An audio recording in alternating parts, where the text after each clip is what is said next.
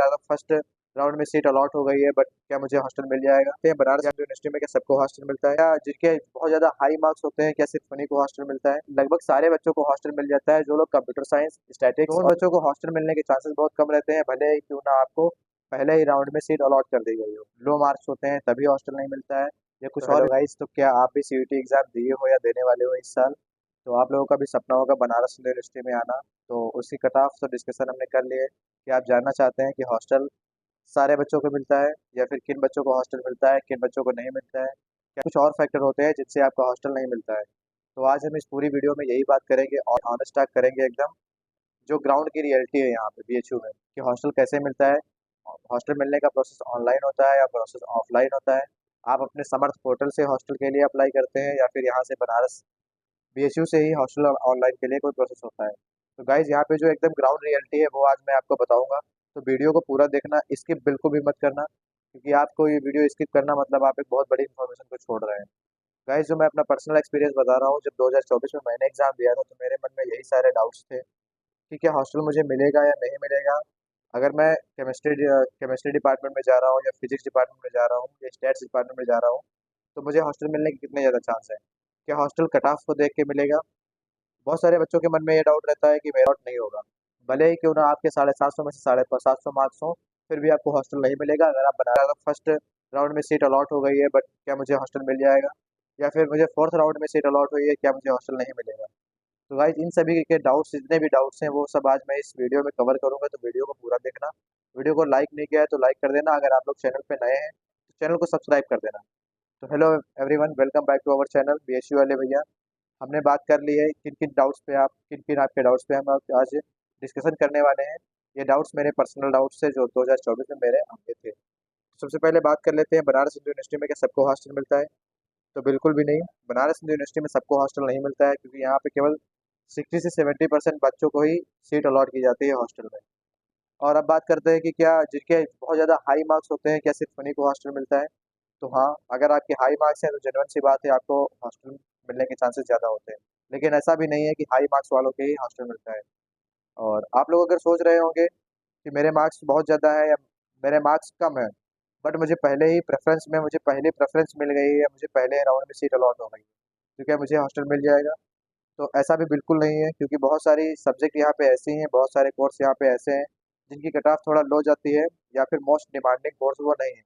जैसे कुछ कोर्सेज हैं जो मुझे पता है बीएससी में, जैसे जियोग्राफी हो गया और जियोलॉजी वगैरह, दो तीन सब्जेक्ट हैं जिनकी सब्जेक्ट बहुत ज़्यादा लो कट ऑफ जाती है। तो उन बच्चों को हॉस्टल मिलने के चांसेस बहुत कम रहते हैं, भले ही क्यों ना आपको पहले ही राउंड में सीट अलॉट कर दी गई हो। अब बात करते हैं, भैया हमारा तो सिलेक्शन पहले राउंड में नहीं हुआ है, दूसरे राउंड में हुआ है, लेकिन आपके मार्क्स 400 या 450 प्लस हैं, साढ़े आउट ऑफ 750 में से। जैसे मान लिया आपका सिलेक्शन हुआ है mathematics, stats honours, mathematics honour, computer science honours, तो इन बच्चों को हॉस्टल मिलने की प्रायोरिटी 90 से 95% तक होती है। इन बच्चों को हॉस्टल, मतलब आप ये मान के चलिए, लगभग सारे बच्चों को हॉस्टल मिल जाता है जो लोग कंप्यूटर साइंस, स्टैटिक्स और मैथमेटिक्स डिपार्टमेंट के होते हैं। सबसे ज़्यादा प्रेफरेंस प्रेफरेंस ऐसे नहीं दी जाती है, प्रेफरेंस आपके मार्क्स देखे जाते हैं, हायर मार्क्स किसके हैं। इसमें ये नहीं देखा जाता है कि आपको किस राउंड में सीट अलॉट हुई है। और एक बात, यहाँ पे ओबीसी, जनरल, एससी एसटी वालों का कोई कैटेगरी वाइज हॉस्टल अलॉटमेंट नहीं होता है, मैं आपको बता दूं। ओबीसी, जनरल और ईडब्ल्यूएस, ये तीनों कैटेगरी को सिर्फ एक में रखा जाता है, एससी और एसटी को एक में रखा जाता है। बाकी पैड सीट में आपका अगर एडमिशन हुआ है तो आप ये बिल्कुल माइंड से निकाल दें कि आपको हॉस्टल मिलेगा। अगर आपको पैड सीट पे अलोकेशन होता है, या पैड सीट पे आपको यहाँ पे बनारस यूनिवर्सिटी में कोई सीट मिलती है, तो आपको कोई हॉस्टल नहीं मिलेगा। बाकी अब बात कर लेते हैं कि कट ऑफ वाइज मैंने डिस्कशन किए हुए हैं कि बीए की कट ऑफ कितनी जाती है, बीएससी की कट ऑफ कितनी जाती है। वीडियो आई बटन पे दिख रहा होगा, या तो आप डिस्क्रिप्शन चेक कर लेना, मोस्ट इंपॉर्टेंट वीडियोस की लिंक आपको डिस्क्रिप्शन में ही मिल जाएंगी। बाकी गाइस अब हम बात करते हैं कि हॉस्टल किस फैक्टर पे डिपेंड करेगा।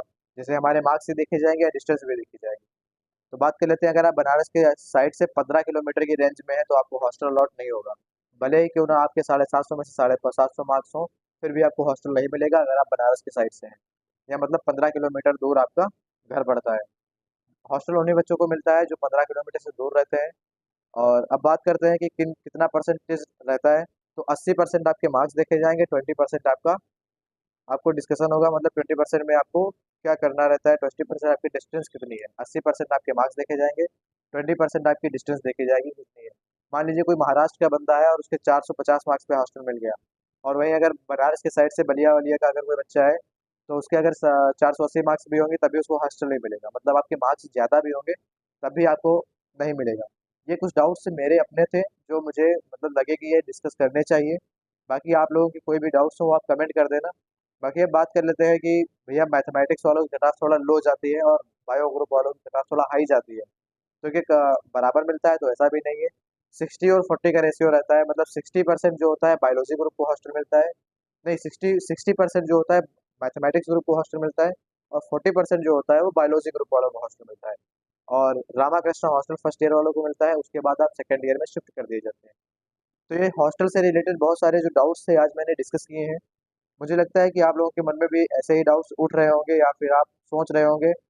तो अगर आपको चाहिए कि बनारस हिंदू यूनिवर्सिटी के हॉस्टल की पहले ईयर की फीस कितनी है, स्ट्रक्चर कितना है, मेस का चार्ज कितना है, एक महीने का चार्ज कितना लग सकता है, अगर आप लोग ये सब सोच रहे हैं तो कमेंट कर देना पार्ट 2। तो मैं इस पे वीडियो लेके आऊँगा। अगर आप लोग नए हैं तो चैनल को सब्सक्राइब कर लेना और वीडियो को लाइक कर देना, क्योंकि आप अगर ये वीडियो लाइक करते हैं तो और भी बच्चों को यूट्यूब सजेस्ट करता है।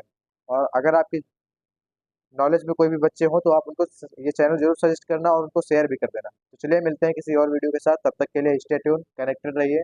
और ऐसे ही पढ़ाई तो आपने कर ही ली है, अब बस एंजॉय कीजिए और अच्छे से काउंसलिंग प्रोसेस को ध्यान दीजिए। काउंसलिंग में भी मैं आपको अच्छे से हेल्प करूंगा, बस आप मेरे साथ कनेक्टेड रहना, मैं पर्सनल गाइडेंस भी आपको दूंगा बिना किसी फीस के। तो चलिए मिलते हैं अगली वीडियो में।